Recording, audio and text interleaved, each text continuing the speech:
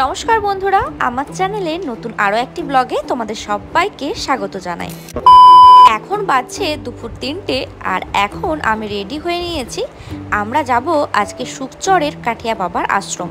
আসলে আমার মা এসেছে, তাই মাকে নিয়ে যাব আমাদের আশ্রমটা ঘোরাতে। আমার তো দীক্ষা নেওয়া হয়ে গেছে, কিন্তু এখনো পর্যন্ত আমার গুরুদেবকে আমার মা সামনাসামনি দেখেনি। তাই ভাবলাম এই সময় আশ্রম যাওয়া যাক, আমাদেরও গুরুদেবের দর্শন হয়ে যাবে আর আমার মায়েরও আশ্রম আর গুরুদেবের দর্শন হয়ে যাবে। তাই আমরা সবাই মিলেই বেরিয়ে পড়েছিলাম। তাই আমরা যাচ্ছিলাম দুপুর, কারণ 4টের থেকে গুরুদেবের দর্শন পাওয়া যায়, সেই জন্য আমরা বেরিয়ে পড়েছিলাম দুপুর করে। অবশেষে আমরা পৌঁছে গেলাম সুখচর আশ্রম।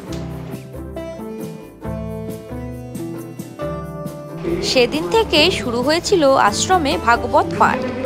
এর আগে যখন আমি দীক্ষা নিয়েছিলাম তখন আমাদের সুখচরের কাঠিয়া বাবার আশ্রমটা তোমাদেরকে ঘুরিয়ে দেখিয়েছিলাম। আবারও তোমাদেরকে দেখিয়ে দিলাম সুখচরের কাঠিয়া বাবার আশ্রম। আশ্রমের পাশেই রয়েছে মা গঙ্গা।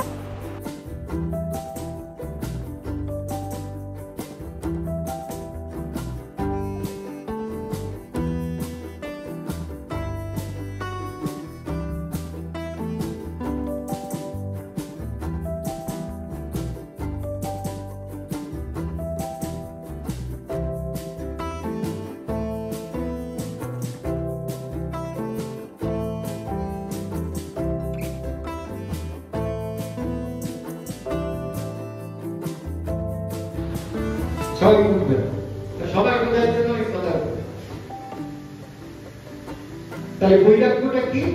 বৈরাগ্যটা হলো তোমার মন যত কৃষ্ণ চরণে যাবে, আশ্রয়ের প্রতি যাবে, তত তোমার পার্থিব বিষয়ের প্রতি ঘেন্না না।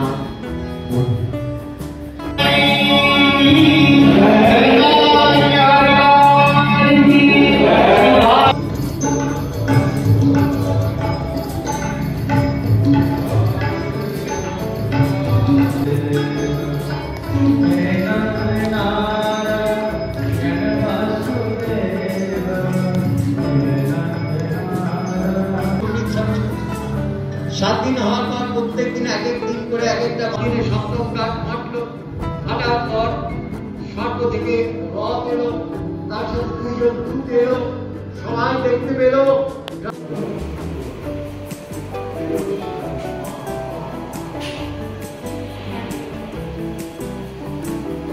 ওখানে কিছুক্ষণ বসে আমরা শুনছিলাম ভাগবত পাঠ।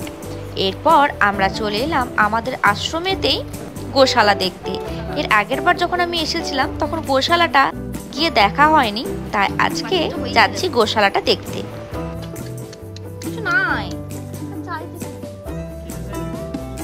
তোকে আমি এর দিন এসে খাও।